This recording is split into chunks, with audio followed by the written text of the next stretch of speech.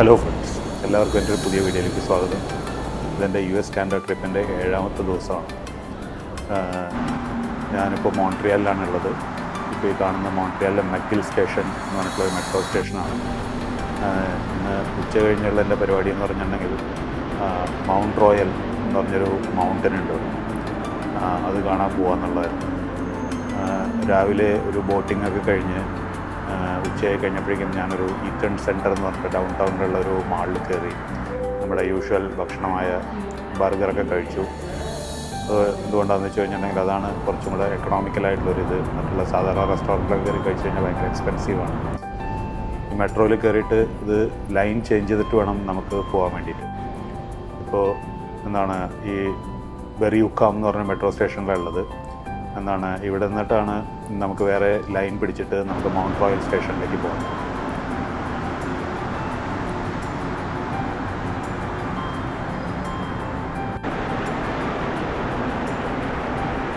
Metro line change ചെയ്യുക എന്ന് പറയുമ്പോൾ അത് അവിടെ 4 ലൈനാണ് ടോട്ടൽ മോൺട്രിയലിൽ ഓപ്പറേറ്റ് ചെയ്യുന്നത്. അതിലിപ്പോൾ ഓറഞ്ച് ലൈനിലാണ് ഞാൻ വന്നത്, അതായത് മെക്കിൽ സ്റ്റേഷനാണ്. അത് കഴിഞ്ഞിട്ട് ഇവിടെ നിന്നിപ്പോൾ യെല്ലോ ലൈനിലേക്ക് ചേഞ്ച് ചെയ്ത് കയറണം. മെട്രോയിലാണ് ഇപ്പോൾ ഉള്ളത്. അത് മൗണ്ട് റോയൽ സ്റ്റേഷനിൽ ഇറങ്ങിയതിന് ശേഷം ഇവിടെ നിന്ന് കുറച്ച് ദൂരം നടക്കാനുണ്ട്. അതായത് നമ്മുടെ ഈ മൗണ്ട് റോയലിലേക്കുള്ള എൻട്രൻസിലെത്താൻ വേണ്ടി ഭയങ്കര ഒരു വലിയ മെട്രോ സ്റ്റേഷനാണിത്. സാധാരണ കാണുന്നതിനേക്കാളും വലിയൊരു ഹ്യൂജ് മെട്രോ സ്റ്റേഷനായിരുന്നു ഈ മൗണ്ട് റോയൽ മെട്രോ സ്റ്റേഷൻ എന്ന് പറയുന്നത്. ജസ്റ്റ് നമ്മളൊരു ശരിക്കൊരു ഷോപ്പിംഗ് മാളിൽ കൂടെ പോകുന്ന ഒരിതായിരുന്നു. പിന്നെ പുറത്തേക്ക് നടക്കണമെങ്കിൽ തന്നെ ഒരു ടണൽ പോലത്തെ ഒരു സ്ഥലത്ത് കൂടെ ഒക്കെ നടന്നിട്ട് വേണം ഇതിൻ്റെ പുറത്തേക്ക് എത്തിപ്പറ്റാൻ വേണ്ടി. കാണുമ്പോൾ തന്നെ നിങ്ങൾക്കറിയാൻ പറ്റും എത്ര വലിയൊരു മെട്രോ സ്റ്റേഷനാണ് ഇതെന്നുള്ളത്. ഇവിടുന്ന് കുറച്ച് ദൂരം നടക്കണം. അതായത് നമ്മുടെ ഈ മൗണ്ട് റോയൽ എന്ന് പറഞ്ഞിട്ടുണ്ടെങ്കിൽ അത് ജസ്റ്റ് ഒരു മൗണ്ടനാണ്. അത് നോർമലി യൂസ് ചെയ്തുകൊണ്ടിരിക്കുന്നത് ഈ പറഞ്ഞ പോലെ തന്നെ ട്രക്കിങ്ങിനാണ് മെയിനായിട്ട് ആൾക്കാർ ഉപയോഗിച്ചുകൊണ്ടിരിക്കുന്നത്. സമ്മർ സീസണിലാണ് അതൊക്കെ ചെയ്യാൻ പറ്റുള്ളൂ. വിൻ്റർ ആയി കഴിഞ്ഞാൽ അറിയാമല്ലോ, നല്ല മഞ്ഞും തണുപ്പും ഒക്കെ ഉണ്ടാകുന്ന ഒരു രാജ്യമാണ് കാനഡ എന്നുള്ളത്. ഞാനിവിടെ ചെന്നിട്ടുള്ളത് ജൂലൈ മാസത്തിലാണ്. അതുകൊണ്ട് തന്നെ അത്യാവശ്യം തണുപ്പും കാര്യങ്ങളൊന്നുമില്ല. അവിടുത്തെ സമ്മറാണ്. അത് ശരിക്കും പറഞ്ഞാൽ ഒരു പീക്ക് സമ്മർ സമയമാണെന്ന് പറയാം ഞാനിപ്പോൾ അവിടെ ചെന്നിട്ടുള്ളത്. ഞാൻ വിചാരിച്ചതിനേക്കാളും കുറച്ച് ദൂരം ഉണ്ടായിരുന്നു അങ്ങോട്ട് എത്താൻ വേണ്ടിയിട്ട്. അതൊരു മൗണ്ട് റോയൽ സ്റ്റേഷനിൽ തന്നെയാണ് ഞാൻ ഇറങ്ങിയത്. അവിടെ നിന്ന് കുറച്ച് ദൂരം നടക്കാനുണ്ടാവുന്നുള്ളതാണ് ഞാൻ അറിഞ്ഞിട്ടുണ്ടായിരുന്നത്. പക്ഷേ നടന്നു തുടങ്ങിക്കഴിഞ്ഞപ്പോഴാണ് മനസ്സിലായത് ഞാൻ വിചാരിച്ചത്ര ദൂരമല്ല നടക്കാനുള്ളത്. ഈ കാണുന്നത് ഡോഗ് പാർക്കാണ്. ഒരുമാതിരി വലിയ വലിയ സിറ്റീസിലൊക്കെ ഈ ഡോഗ് പാർക്ക് എന്ന് പറഞ്ഞൊരു കൺസെപ്റ്റ് ഉണ്ട്.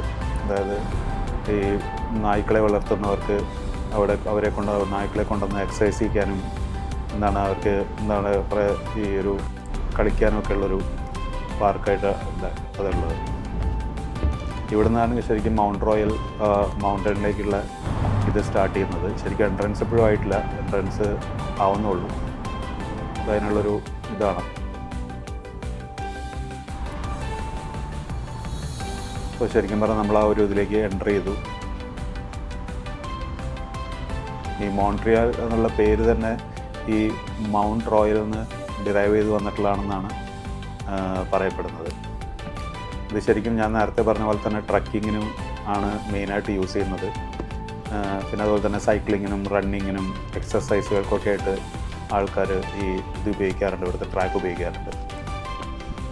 പിന്നെ ശരിക്കും പറഞ്ഞാൽ ഒരു മെയിൻ ട്രാക്ക് ഉണ്ട്, അതായത് നല്ല വീതിയുള്ളൊരു ട്രാക്ക് ഉണ്ട്. അത് കൂടാതെ തന്നെ നമ്മളിപ്പോൾ കാണുന്ന പോലുള്ള ചെറിയ ചെറിയ ട്രാക്കുകളുണ്ട്. അതിങ്ങനെ പല ഇതിലേക്കായിട്ട് ഇങ്ങനെ വഴിതിരിഞ്ഞ് പോകുന്നുണ്ട്. ഇതുപോലത്തെ ട്രാക്കുകളാണ് ഈ മൗണ്ടനിൽ മെയിനായിട്ടുള്ളത്. ശരിക്കും ട്രക്കിംഗ് ഇഷ്ടപ്പെടുന്ന ആൾക്കാർക്കൊക്കെ ഇവിടെ വന്നു കഴിഞ്ഞിട്ടുണ്ടെങ്കിൽ ഇതുപോലെ പല പല റൂട്ടുകളിൽ കൂടെ പോകാൻ പറ്റും. അതായത് റൂട്ടുകൾ നമുക്ക് സെലക്ട് ചെയ്യാം, എത്ര ദൂരം കൊണ്ട് കവർ ചെയ്യണം എന്നുള്ള അനുസരിച്ചിരിക്കും. ഈ ചെറിയ ചെറിയ ട്രക്കിംഗ് റൂട്ട്സും എവിടെയെങ്കിലുമൊക്കെ വെച്ചിട്ട് നമ്മുടെ ആ മെയിൻ റൂട്ടിലേക്ക്, അതായത് ഞാൻ കുറച്ചും കൂടി വീതിയുള്ള നല്ലൊരു റോഡുണ്ട് എല്ലാം മുകളിലേക്ക് പോകാൻ വേണ്ടിയിട്ട്, അതിൽ ചെന്ന് ജോയിൻ ആവും. അതല്ലാന്നുണ്ടെങ്കിൽ ഈ കാണുന്നതാണ് പറഞ്ഞ ഒരു വൈഡായിട്ടുള്ള റോഡുള്ളത്. ഇതങ്ങനെ വലിയ കുഴപ്പമൊന്നുമില്ലാണ്ട് ഈസി ആയിട്ട് നടന്നു കയറാൻ പറ്റുന്ന റോഡാണ്. ഇതാണ് ആൾക്കാർ എക്സസൈസിനും മറ്റേ സൈക്ലിങ്ങിനും കാര്യങ്ങൾക്കൊക്കെ ഉപയോഗിക്കുന്ന ഒരു ഇതാണ്. അങ്ങനെ ഒരു കയറ്റമൊന്നുമില്ല, അങ്ങനെ നല്ല സ്മൂത്തായിട്ട് പോകുന്ന ഒരു റോഡാണിത്. പക്ഷേ ട്രക്കിംഗ് താല്പര്യപ്പെടുന്നവരൊരിക്കലും ഈ റൂട്ട് എടുക്കാറില്ല. ഇവിടെ നിന്ന് ഇങ്ങനെ ചെറിയ ചെറിയ റൂട്ടുകളെല്ലാം അതിനകത്തേക്ക് കാടുകൾക്കുള്ളിൽ കൂടെ കയറി പോകുന്നുണ്ട്. അതിൽ കൂടെ കയറിപ്പോവാം. ഏറ്റവും വലിയ ഒരു ട്രക്കിംഗ് ലൂപ്പ് ഇതിനകത്തുള്ളതെന്ന് പറഞ്ഞിട്ടുണ്ടെങ്കിൽ ഒരു 8.5 കിലോമീറ്ററോളം പോകുന്ന ഒരു റൂട്ടാണ്. അതായത് കവർ ചെയ്യാൻ വേണ്ടിയിട്ട് ഒരു 2.5 മണിക്കൂർ എടുക്കും എന്നുള്ളതാണ് അവിടെ എഴുതി വെച്ചിട്ടുണ്ടായിരുന്നത്. നമ്മൾ ഈ മൗണ്ടൻ്റെ ഒരു പകുതി ദൂരം കയറി വന്നു കഴിയുമ്പോൾ അവിടെ ഒരു പാർക്കുണ്ട്. മൗണ്ട് റോയൽ പാർക്ക് എന്നാണ് ഇതറിയപ്പെടുന്നത് തന്നെ. ശരിക്കും പറഞ്ഞാൽ നമ്മളിപ്പോൾ ഒരു മൗണ്ടൻ്റെ ഒരു പകുതി ദൂരം എത്തിയിട്ടുള്ളൂ. ഇനി ഇത്ര തന്നെ ദൂരം ഇനി മുകളിലേക്ക് കയറാനുണ്ട്. അതിൻ്റെ ശരിക്കും ടോപ്പിൽ ചെന്ന് കഴിഞ്ഞാൽ അവിടെ ചെന്ന് കഴിഞ്ഞാൽ ഒരു വ്യൂയിങ് പോയിൻറ്റും കാര്യങ്ങളൊക്കെ ഉണ്ട്. ഇതെന്ന് പറഞ്ഞാൽ ഭയങ്കര ഒരു ഹ്യൂജ് പാർക്കാണ്. അതുകൊണ്ട് 292 ഹെക്ടറോളം വലിപ്പമുള്ളൊരു പാർക്കാണത്.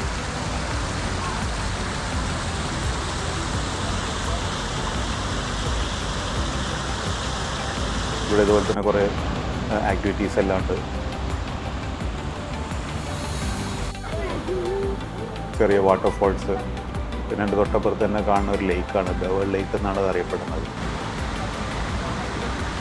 സമ്മറായി കഴിഞ്ഞിട്ടുണ്ടെങ്കിൽ ഇവിടെ ശരിക്കും പറഞ്ഞാൽ നല്ല ക്രൗഡായിരിക്കും. ആൾക്കാർ കൂടുതലും ഈ ടൈം സ്പെൻഡ് ചെയ്യാനും ഇതുപോലെ വെറുതെ വന്നിരിക്കാനും ഒരു പാർക്കിൽ വന്നിരിക്കുന്ന എല്ലാ ഒരു ഇതും ഇവിടെ വന്നാൽ കിട്ടും.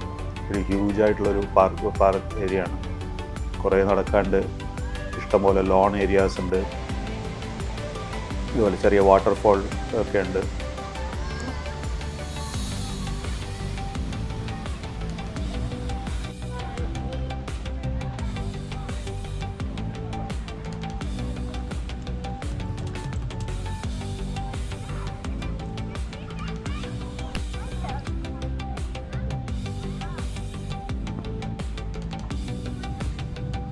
എത്ര ആൾക്കാർ വന്നു കഴിഞ്ഞാലും നമുക്കൊരു വലിയൊരു ക്രൗഡഡ് ആയിട്ട് നമുക്ക് ഒരിക്കലും ഫീൽ ചെയ്യില്ല. അത്ര ഏരിയ ഉണ്ട്. ശരിക്കും പറഞ്ഞാൽ കുറേ ആൾക്കാരുണ്ട് ഇവിടെ. ഇങ്ങനെ പൊട്ടുപൊട്ട് പോലെ കാണുന്ന എല്ലാം ആൾക്കാരാണ്. പക്ഷെ അതിൽ ഇത്ര വലിയ ഏരിയ ആയത് കാരണം നമുക്കത്ര ആൾക്കാരുണ്ടെന്നുള്ളതിനെ പറ്റിയിട്ടൊരു ഐഡിയ കിട്ടില്ല.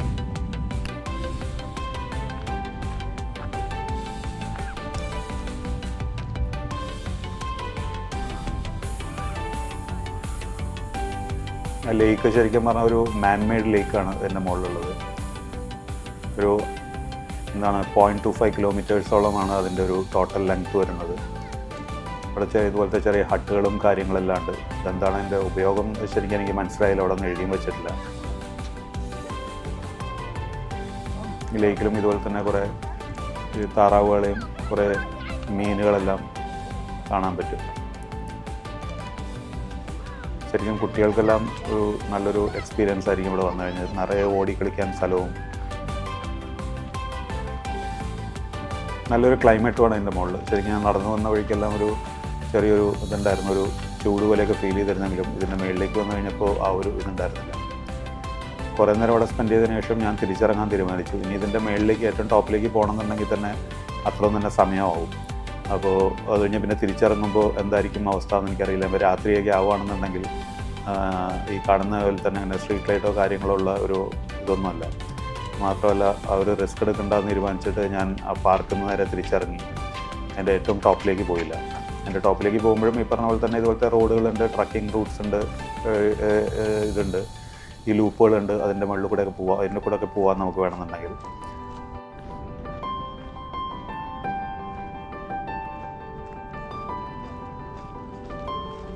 ഈ പാർക്കിലേക്ക് എത്താമെന്ന് പറഞ്ഞിട്ടുണ്ടെങ്കിൽ തന്നെ ശരിക്കും പറഞ്ഞാൽ ഒരു 45 മിനിറ്റ്സ് നടക്കാനുണ്ട്. അതുപോലെ തന്നെ ഒരു 45 മിനിറ്റ്സ് പിന്നെയും നടക്കണം ഏറ്റവും ടോപ്പിൽ ചെല്ലാൻ വേണ്ടിയിട്ട്.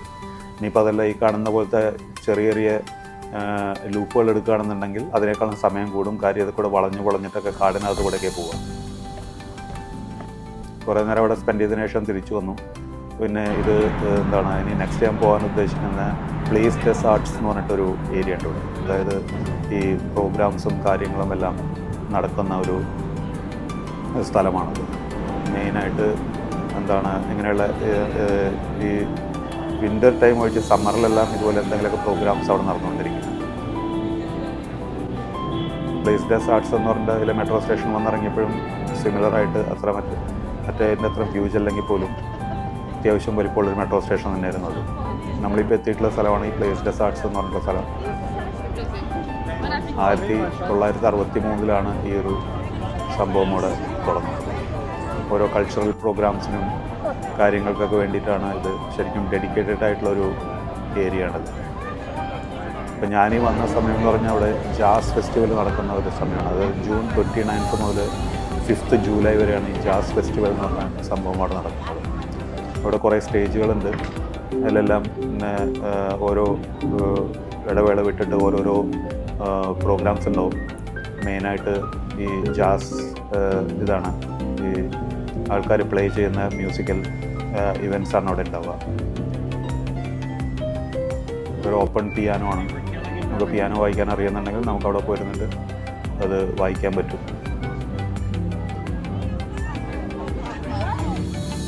ഇവിടെ അത്യാവശ്യം കുറേ ആൾക്കാരെല്ലാം ഉണ്ടായിരുന്നു. എന്താണ് ഇത്രയധികം ആൾക്കാരെ നമ്മൾ ഒരുമിച്ച് ഒരു ക്രൗഡായി കാണുന്നത് ഓൾഡ് ടൗൺ കഴിഞ്ഞതിന് ശേഷം പിന്നെ ഇവിടെ വന്നു കഴിഞ്ഞപ്പോഴാണ്. ഇത് നമ്മൾ ഈ കാണുന്ന ഒരു സ്റ്റേജാണ്. അതുപോലെ തന്നെ 3-4 സ്റ്റേജുകൾ ഇവിടെ ഉണ്ട്. ഇത് വേറൊരു സ്റ്റേജാണിത്. ഇവിടെ എല്ലാം ഈ ജാസ് മ്യൂസിക്കിനെ ബേസ് ചെയ്തിട്ടുള്ള ഇവൻറ്റ്സാണ് ഓരോ നടന്നുകൊണ്ടിരിക്കുന്നത്.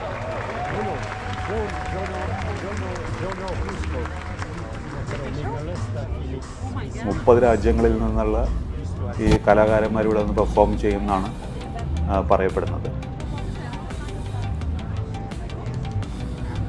ഓരോ സ്റ്റേജ് അടുത്തടുത്തല്ല, കുറച്ച് അപ്പുറത്തേക്ക് മാറിയിട്ടാണ് സ്റ്റേജുകളുള്ളത്. നമുക്ക് ഏതാണ് നമുക്ക് താല്പര്യമുള്ളതെന്ന് വെച്ചിട്ടുണ്ടെങ്കിൽ എനിക്കവിടെ സൈമൾട്ടേനിയസ്ലി 2 ഷോ അവിടെ നടക്കുന്നതാണ്, 2 സ്റ്റേജുകളിലായിട്ട്. അത് കഴിഞ്ഞ് അപ്പുറത്തെ സ്റ്റേജിൽ തുടങ്ങും.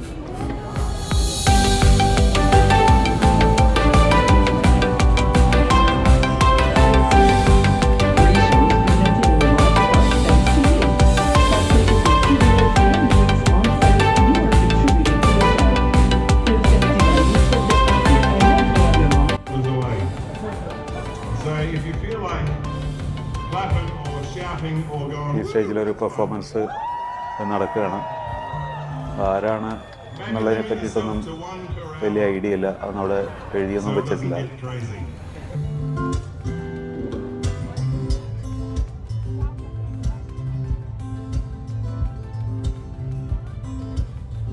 ഇവിടെ കോമൺ ആയിട്ട് ഞാൻ കണ്ടൊരു സാധനം എന്ന് വെച്ചിട്ടുണ്ടെങ്കിൽ ഇവിടെ കൂടുതലായിട്ടും അവർ പ്ലേ ചെയ്യുന്നത് ഇംഗ്ലീഷ് മ്യൂസിക്കാണ്. പാടുന്നതാണെന്നുണ്ടെങ്കിലും അല്ലാന്നുണ്ടെങ്കിൽ ഈ ഒരു ഇൻസ്ട്രുമെൻ്റൽ ഇതിൽ എടുക്കുന്നത് ജാസിലും ഗിത്താറിലൊക്കെ വായിക്കുന്നതെല്ലാം ഇംഗ്ലീഷ് സോങ്സാണ്. ഇത് പ്യുവർലി ഒരു ശരിക്കും പറഞ്ഞാൽ മോൺട്രിയൽ എന്ന് പറഞ്ഞിട്ടുണ്ടെങ്കിൽ ഒരു സ്പാനിഷിനും ഫ്രഞ്ചിനും എല്ലാം ഒരു ഇതുള്ളതാണ്. അതായത് മെജോറിറ്റി ആൾക്കാരും സംസാരിക്കുന്നത് ഈ 2 ഭാഷകളാണ്. ഇംഗ്ലീഷ് വളരെ അപൂർവം ആൾക്കാർ മാത്രമേ അവിടെ സംസാരിച്ച് കണ്ടിട്ടുള്ളൂ.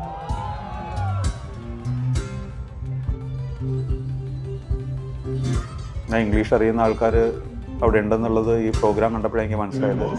അയാൾ പറയുന്ന തമാശകൾക്കെല്ലാം ആൾക്കാരത് കേട്ട് ആസ്വദിക്കുന്നുണ്ടായിരുന്നു. അതായത് ഇംഗ്ലീഷ് അറിയുന്ന നല്ലൊരു ശതമാനം ആൾക്കാർ ഈ ക്രൗഡിലുണ്ട്. ഇതിപ്പോൾ അവിടെ തന്നെ ഉള്ള ആൾക്കാരാണോ അതോ ടൂറിസ്റ്റുകളാണോ എന്നുള്ളത് നമുക്ക് കൃത്യമായിട്ട് പറയാൻ പറ്റില്ല.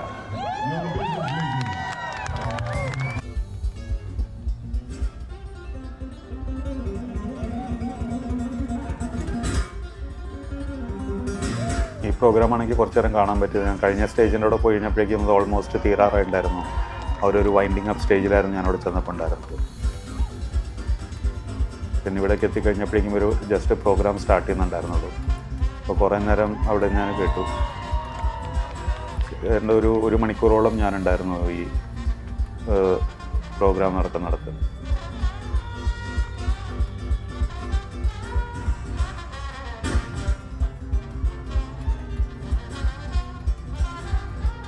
ഇത് കഴിഞ്ഞിട്ട് നാളെ ക്യൂബെക് സിറ്റിയിലേക്ക് പോകണം എന്നാണ് ഞാൻ വിചാരിച്ചിട്ടുള്ളത്. ഒരു ഏജൻസി, ഒരു വൈറ്റർ എന്ന് പറഞ്ഞിട്ട് ഏജൻസി ത്രൂ ടിക്കറ്റ് എല്ലാം ബുക്ക് ചെയ്ത് വെച്ചിട്ടുണ്ട്. ഒരു ഫുൾ ഡേ ട്രിപ്പാണ്. രാവിലെ ഇവിടുന്ന് പിക്ക് ചെയ്യും, വൈകുന്നേരം അവരോട് കൊണ്ടുവന്ന് ഇറക്കി വിടും. കഴിഞ്ഞ് രാത്രി എനിക്ക് തിരിച്ച് ടൊറൻറ്റോയിലേക്ക് പോകാൻ വേണം. എനിക്ക് വെളുപ്പിനാണ്, അതായത് മറ്റന്നാൾ വെളുപ്പിനാണ് ദുബായിലേക്കുള്ള ഫ്ലൈറ്റ് അവിടെ ടൊറൻറ്റോയിൽ നിന്ന്.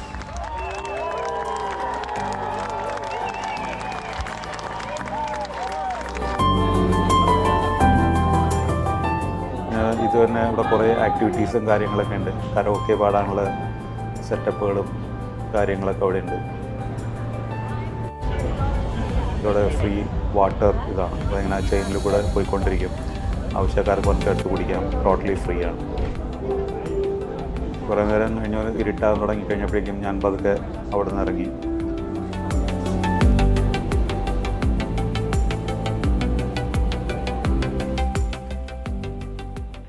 വീഡിയോ എല്ലാവർക്കും ഇഷ്ടപ്പെട്ടിട്ടുണ്ടാവുമെന്ന് വിചാരിക്കുന്നു. അടുത്ത വീഡിയോയിൽ കാണുന്നവരെ ബൈ ബൈ.